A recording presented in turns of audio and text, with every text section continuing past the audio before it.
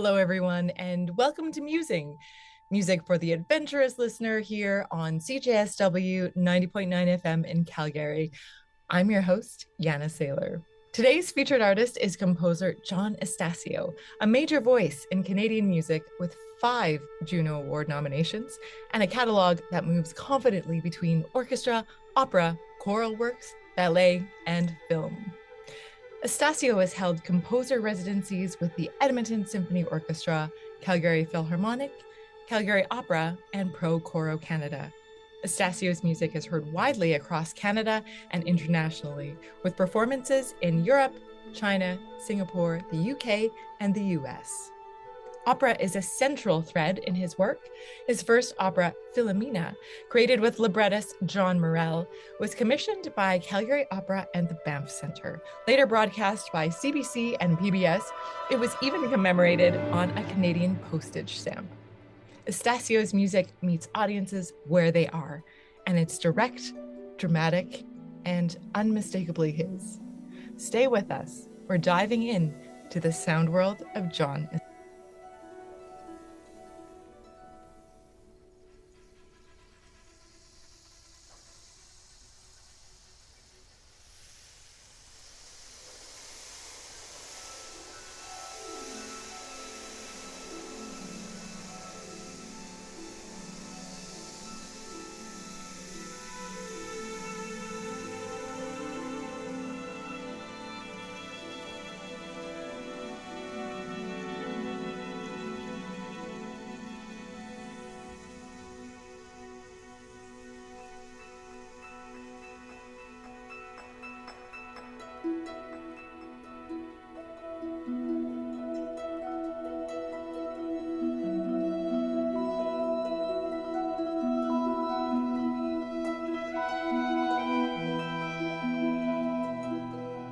So, welcome, John. Thank you so much for being my guest today on Musing. Let's dive right in. How would you describe your compositional voice and creative output? That's a good question. I get asked that a lot, and I always say I leave that up to other people to decide. That's not always the best answer because it's like, come on, John, you come up with something. Ultimately, what sort of drives me is communication, connection with artists, with conductors, with the audience, with myself. That is what drives me. And then what comes out the other end is whatever comes out the other end. I've never felt that I needed to be in a box. Like I'm this type of composer and I only write this kind of music. I'm in a box that there's a lot of music that dwells within the box with me. It's not just one particular style of music. And I think perhaps in that regard, I have a different voice, a unique voice. I don't know if somebody can hear my voice or not, if they just plunk a recording on and just drop the needle and say, who's this composer? I honestly don't know if they could identify it. Maybe that's a good thing or a bad thing. I don't know.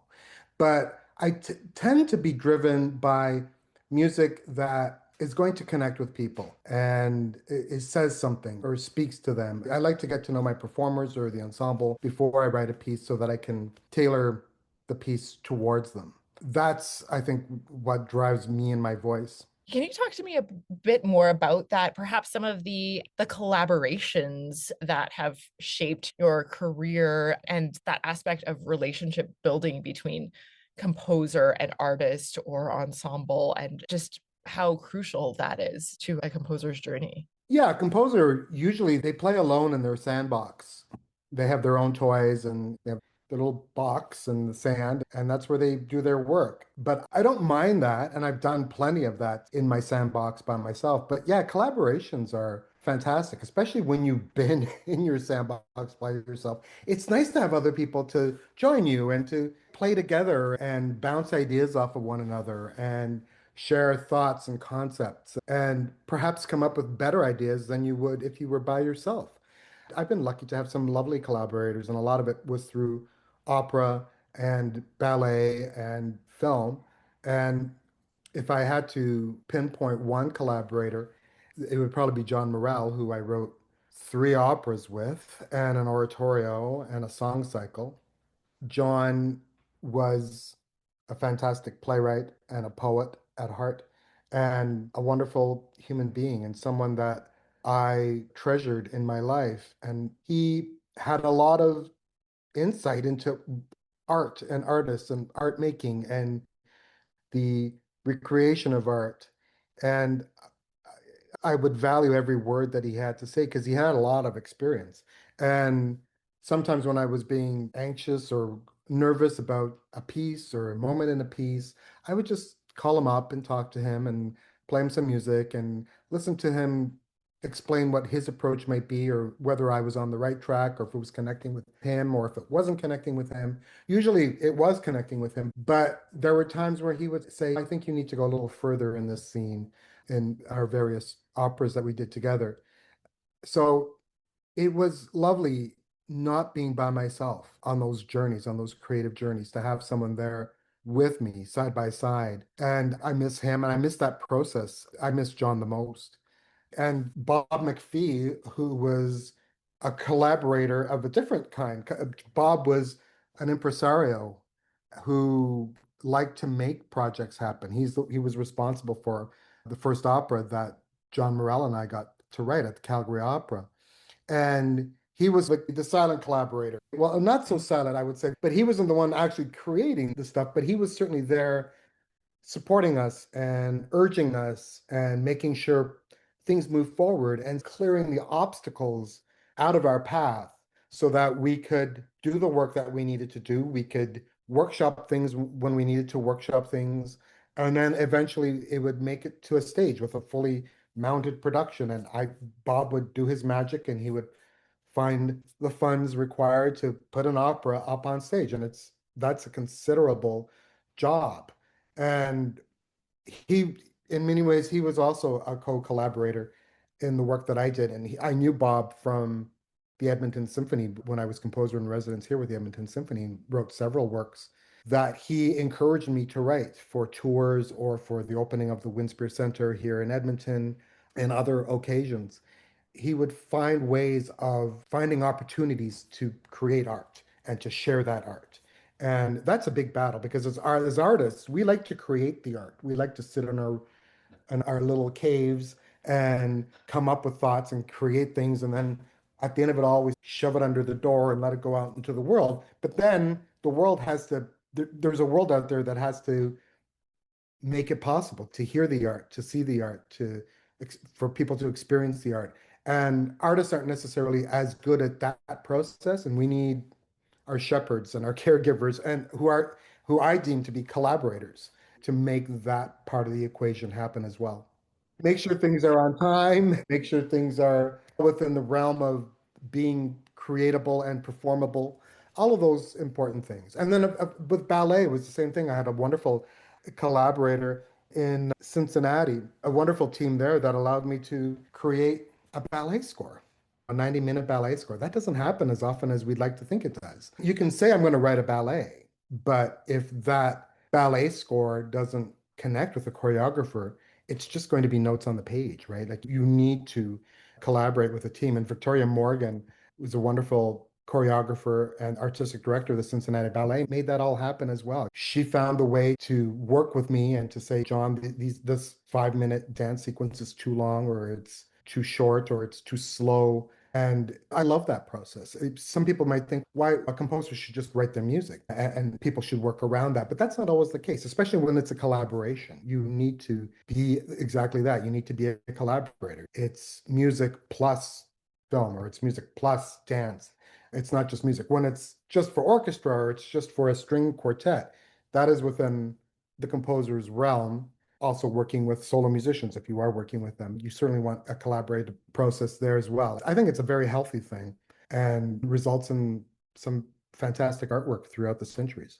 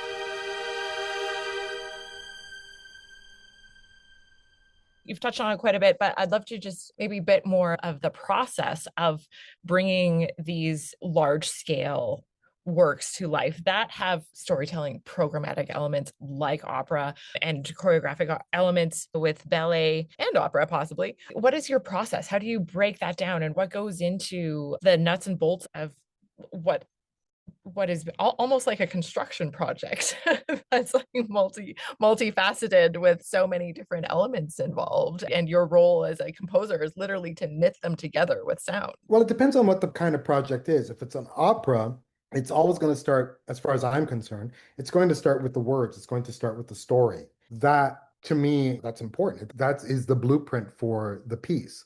A lot of people are surprised that when they ask the question with opera, what comes first? And I always say it's the words, and they're shocked. They're like, well, doesn't the music come first? Isn't the music more important? And I'm not going to say that it's not more important, but I think it's easier when you're working with a collaborator for them to come up with the words instead of me coming up with the tune and saying, here you go, librettist, fashion an opera out of this. And maybe they could and maybe they couldn't, but I think you're going to get further into the project if the words come first. And I was always a part of that. I wasn't there changing the words or writing the words with him, but John would go off and do his work, and he would start a few drafts and he would send me a few things, and I would generally try to stay out of the way and always provides a level of feedback. And my biggest point of feedback was with the story. trying to get all the big milestone moments in the story anchored out. And how are we going to tell this story? Are we going to tell it in chronological order? Are we going to tell it out of order? We're going to use flashbacks, those sorts of things. I like to have a little bit of say in that process. And then it's really up to the librettist to put all the meat on the bones and then have a process where we're not tied to music just yet, where we can listen to the words and listen to the story flow as though it was a play without any staging. It's just people reading the words. And that is an incredibly helpful process for me as a composer because I can hear the language in real time.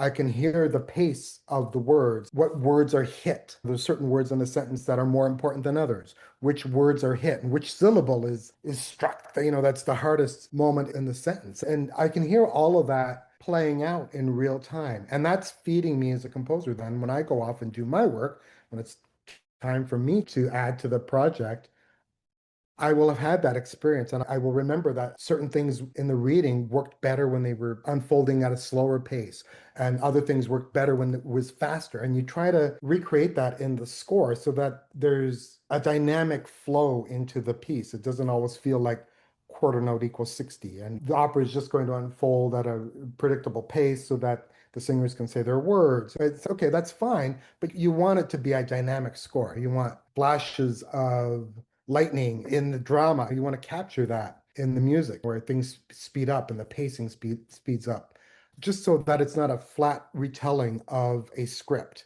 That to me was some of my biggest takeaways after the workshop process with just actors. And then we would have the workshop process with singers who would then sing the music that I had written. So it was always different. We were working with different artists. We'd work with actors first who weren't opera singers by any stretch of the imagination. And then we would work with singers who contributed, obviously, vocal information, what was working musically for them, what wasn't working musically for them, and then would also chime in on the drama of the piece and whether they felt the story was working and being told in a natural way and the arc of their character. So you'd always get information from the artists as well, who were also collaborators in this process.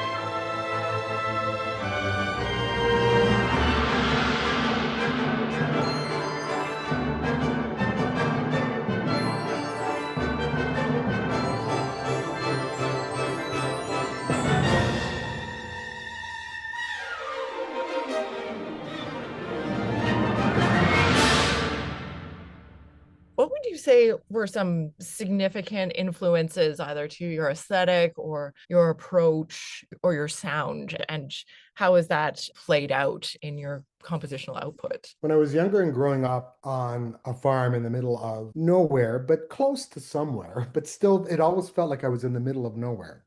I didn't necessarily have the opportunities to go hear live music performed. Didn't have symphonies. There was no chamber music. The only music I could hear live weekly was when we went to church, and you'd hear the organist, or on Sundays if we went to the 11:30 mass, or the guitar group if we went to 10 a.m. That was my exposure to live music making. And I think that's the case for many people who grow up outside of a major center. And then, of course, at that time, it was radio and television. It's different days now, obviously. There's a multitude of ways for people to hear music. But back then, it was just whatever I could hear on the television and on the radio. And I remember getting my first clock radio, and I would put myself to sleep listening to classical music every night between 10 and midnight. I'd make sure the radio was on, and I would set the timer for 2 hours, and I would just listen to classical music. And that was my exposure to Mendelssohn and Schubert and Handel and Bach and Beethoven and all the greatest hits of the 18th, 19th century. That was a big influence there. And then learning school in high school, when I eventually went to high school, I picked up the trumpet. And so now you were learning all these other charts, whether they were classical or pop or jazz. And listening to all of that, and all of that had a big influence on, little John Estacio, who was learning to listen to music and learning what he liked. And then there was film music. And once you get your driver's license, I could drive myself 15, 20 minutes to the nearest movie theater. My parents didn't like going to movie theaters, so we never went. But once I had the opportunity, I would go to movies and hear the soundtracks and these big pieces that were being written months before you see it in the film. Like this was brand new music. And a lot of it was quite exciting. A lot of it was less than exciting, but you glommed onto the bigger pieces that really spoke to you. And all of that was feeding me all at the same time. And then eventually went into the process of studying music seriously. And then you learn about other composers, Debussy and Ravel and Mahler and Benjamin Britten. You start getting exposed to all that kind of music as well. And it's just the extra chapters, more pages that get added to my book of musical interests. And all of that sort of feeds me. And what comes out then is a mixture of what I like to hear and what I myself like to create. And especially when you're younger, it's impossible to escape the influences, right? You're going to write something that's close to music that you've enjoyed listening to. And I think as you get older and older, you start to hone in on your own voice and create things that are more unique to yourself. Yes, I can relate as growing up in rural Saskatchewan. And when I finally got my driver's license, could drive out into the field, I could tune into CBC and then I could listen to classical music. So I had to be desperate. Yeah, you have to be creative. When you're out in the country, it's hard to get what you need sometimes. There's a sense of isolation there. I'd like to think it's different now because of the internet. I'm hoping that the rural kids now can have easy access to a wide variety of things now, film and art and music.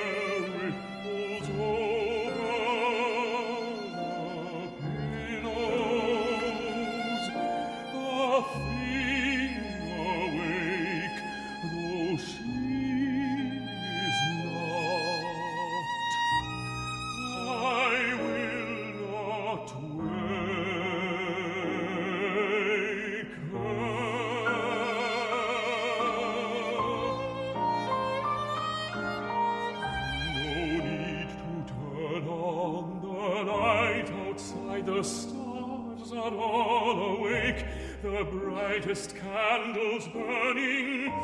Night is awake as though with yearning. The earth's awake and in her turning.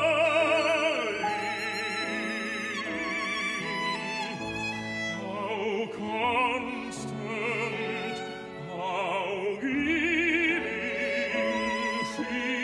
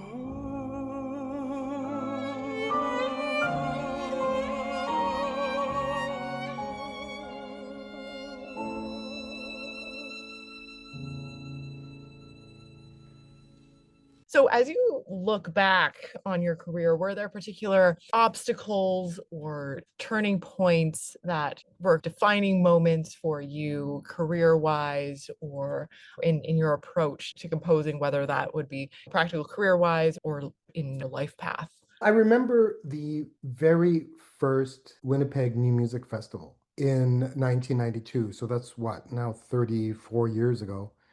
I remember participating in that festival. I was in the Young Composers competition, and I had written a piece that the Winnipeg Symphony and Braune performed, one of 5 finalists.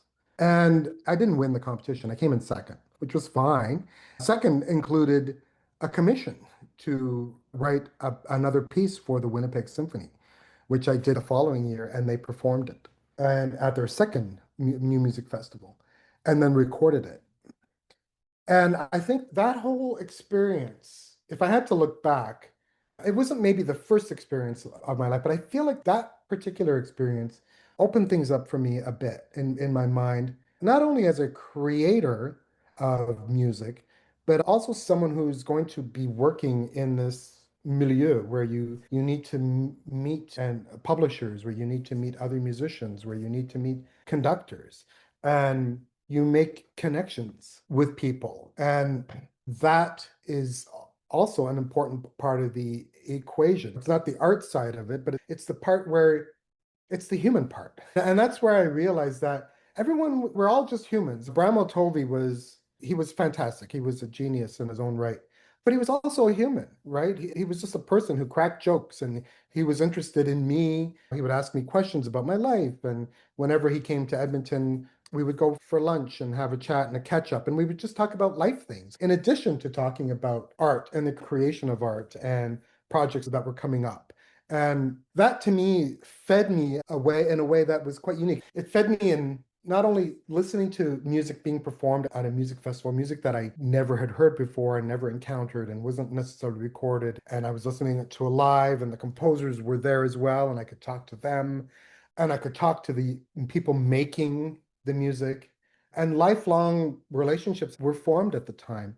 You're not only nurturing the creative part of yourself, you're nurturing a human. You're nurturing someone who's going to be creating art and sharing art with other musicians and living a life at the same time that everyone else is living life. You want to make sure that you can work with other people. And that to me nurtured me just as someone living in the arts world in Canada, that we're not all in our little ivory towers. We work together, we collaborate together, we talk together, we share our music with one another.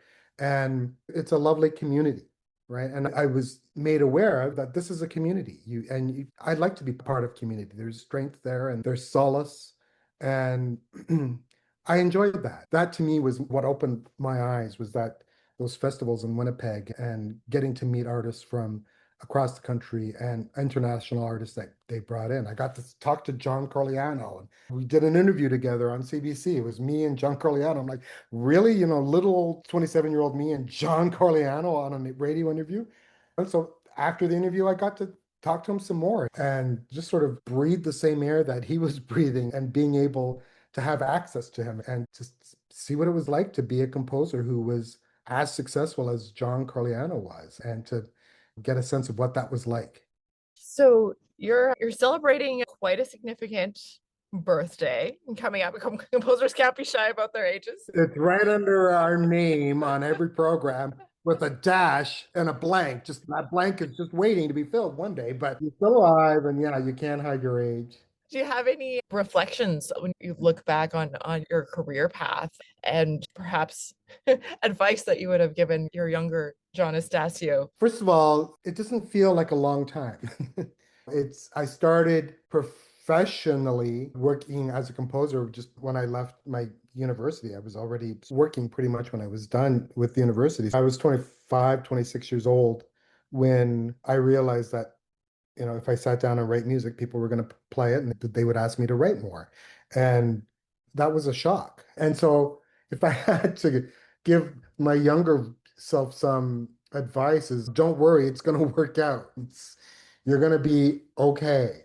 The other thing I might suggest is don't work so hard. Try to find life work balance earlier, because I feel like there were moments there where in order to have the career, you actually had to work, right? And there was a lot of work coming my way. And it was hard to say no, because if you said no, you just weren't sure if you were going to ever get that opportunity again, or if somebody was going to ask you ever again if you said no to them once. And it was a hard lesson to learn, when to say no and how much to take on, and when to be able to take a break so you could just sit on your laurels and be a human for a little while and decide what is next and what direction am I going to go in. So finding that right balance of life and work is something that's hard to do. And I would encourage my younger self to have found that a little earlier in life.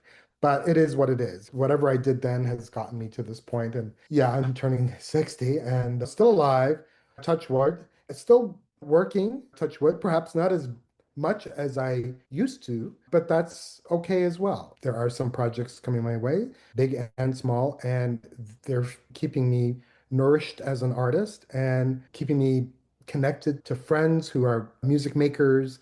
And that to me I find that's an enriched life. And whatever I did back then got me here, so I can't be too hard on the young John. He did some stuff that helped out getting to this point in my career. But it also must be an incredible feeling to watch some of your work that you've done and in your past lifetimes go on and have repeat performances and lives of their own, especially your operas have gone on to very storied careers in their own right, and excerpts from it are performed regularly. I've had the privilege of conducting some of those works and excerpts of works, and it's always been such a joy. But that also must be a rewarding part of being a composer, I would think, as well, to see things continue on, to have a journey. I think that at the basis of every composer's job or at their career is the hope that this will be played again, the hope that it'll be performed more than once. We spend a lot of time working on these pieces, and there's a lot of blood, sweat, and tears, especially tears, into creating these works. And so often they're performed once, a one and done. And I have had a few of those pieces where there's a one and done, and it's sad to have that, but I learned from those pieces, and whatever I learned from those pieces, I brought into the next piece, and perhaps the next piece is performed a little more often. And it is a comfort to know that the pieces are still circulating, that they're connecting with other conductors who were just in diapers when they were written, but now as adult humans, they're programming the music. My cantata is making the rounds and gets performed in various parts in the country. And there's hope that I think it's going to jump the border at some point and be performed elsewhere.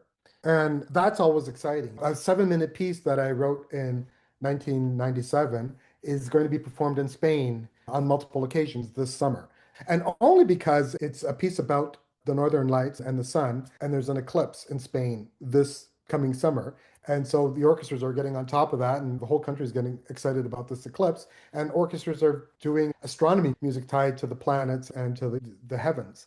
And so they glommed onto this piece, and it's being performed there. And who knew? You write the pieces, you put them out in the world, and you don't know where they're going to end up. And that's fun and exciting.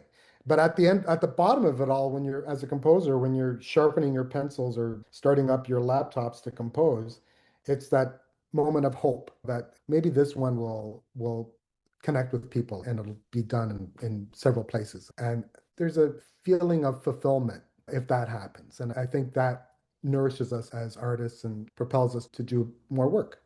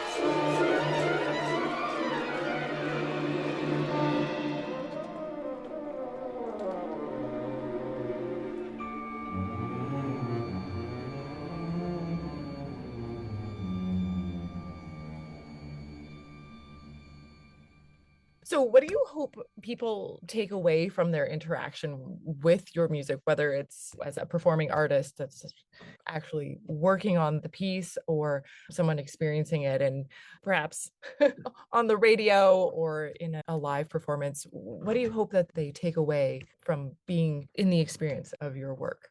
I always reflect on a quote, and I'll paraphrase the quote. It's by Joseph Haydn.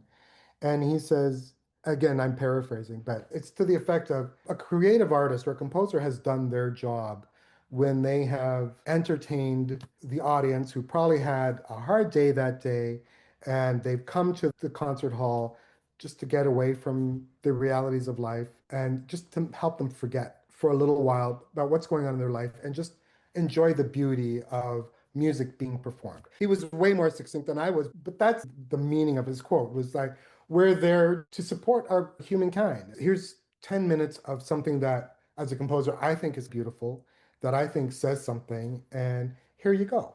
Jump into the piece, escape your life for a little while, watch the violins perform. Here comes the brass. Wasn't the brass fantastic? And just escape from that. Think about the music. Think about other things that perhaps you haven't had time to think about in your day because you were so busy focused on what you needed to do.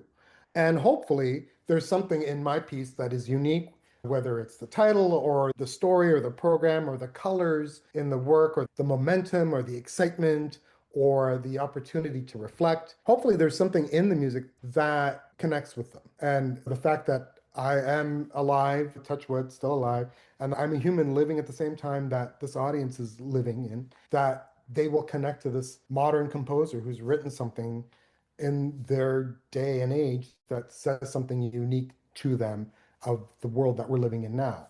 That to me is what I hope they go away with. And hopefully they'll want to hear some more. Though maybe they'll want to hear the piece again, or maybe they'll tune in on the radio and it'll be on the radio and in a year's time and they might remember that they heard it and it'll give them a little bit of a fond memory. That's all I can do. That's all I can hope for. And if that happens, that's great. Mission accomplished. And if it doesn't, we'll try again next time. But that to me is the most important thing, that I've given them something else to think about and hopefully reflect on other things that are hopefully beautiful in the world, like music. What's next for you creatively? I just finished a piece, so that's not next, but I just finished a piece for baritone Brett Poligato, a song cycle that he premiered in Montreal just a couple weeks ago. So I'm hoping to hear that piece again. So we're finding some other opportunities where Brett can perform that piece. And so there's a few concerts coming up for that. And then there might be a piece for orchestra in the fall, a new piece for orchestra in the fall that it hasn't been solidified yet. It's scheduling and things that need to be worked out. But it'll be nice to write a straight on orchestra piece without singing, without a soloist or anything. And nothing wrong with that, but it's fun just to work with an orchestra alone in the sandbox. So that's coming up. And then there's a fifth opera that I have finished that I've not had the opportunity to put on stage just yet. And so it hasn't been orchestrated yet because we haven't found a company that wants to commit to performing it. But once that happens, I'll orchestrate that for whatever size orchestra that company particularly has. So there's a few other things. And then I'm just going to be revisiting some of my older works, cleaning them up, making sure the sharps are sharps and the flats are flats. And because there's sometimes where you write a piece, it gets performed, there's little mistakes that are found, inevitable mistakes, or there's little tweaks that I make to the orchestration. And there's no time to actually put it into the master score because you have to move on to the next project or something else comes along. So I want to go back and fix up some of those pieces just to make sure they're in a good PDF format so that I can deposit them eventually at the CMC and other people will have the opportunity to look at a corrected version of the score. So there's going to be quite a bit of little fussy work in getting that all done. John Estacio, thank you so much for being my guest today on Musing. It's been such a pleasure to be in conversation today. It was my pleasure, Janna. Thanks for having me.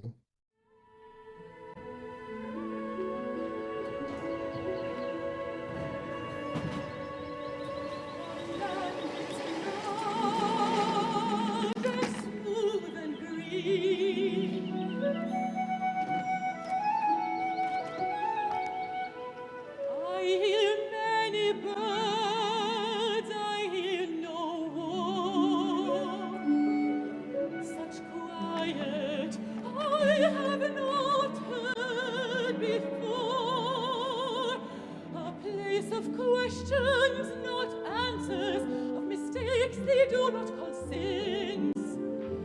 Here nothing is ending. Everything begins.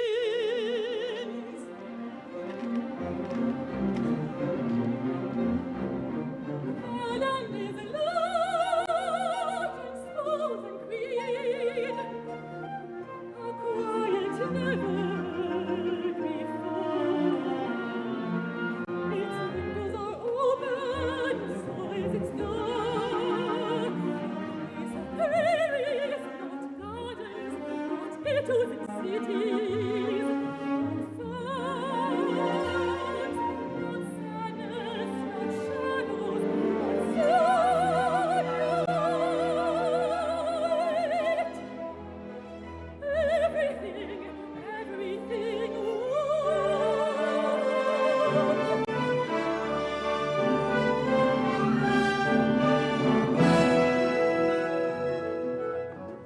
I walk, and the land comes out to meet me. I rest, and the land lies down for a while.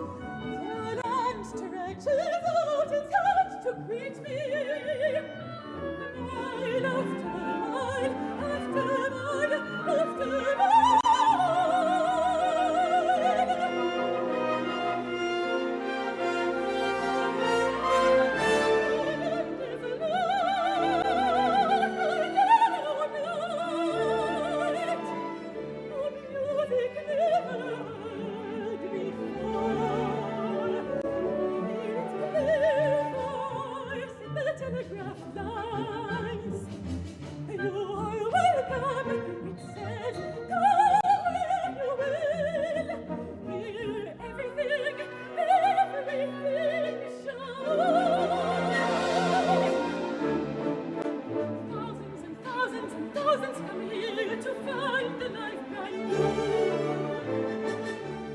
This has been Musing on CJSW 90.9 FM in Calgary and on all your favorite podcast platforms. I'm your host, Janna Sailor. Join me each Monday for a fresh new episode highlighting Canadian creators in action. Musing is a production of the Canadian Music Centre Prairie Region. Musing is produced and heard on the lands of many Indigenous peoples across what is now known as Canada. We acknowledge the First Nations, Métis, and Inuit peoples whose stewardship, knowledge, and creativity continue to shape this land. We recognize them as the original music makers, creators, storytellers, and caretakers of our land, and we offer our respect and gratitude. Until next time, thanks for listening and for supporting Canadian creators in your community. Take care.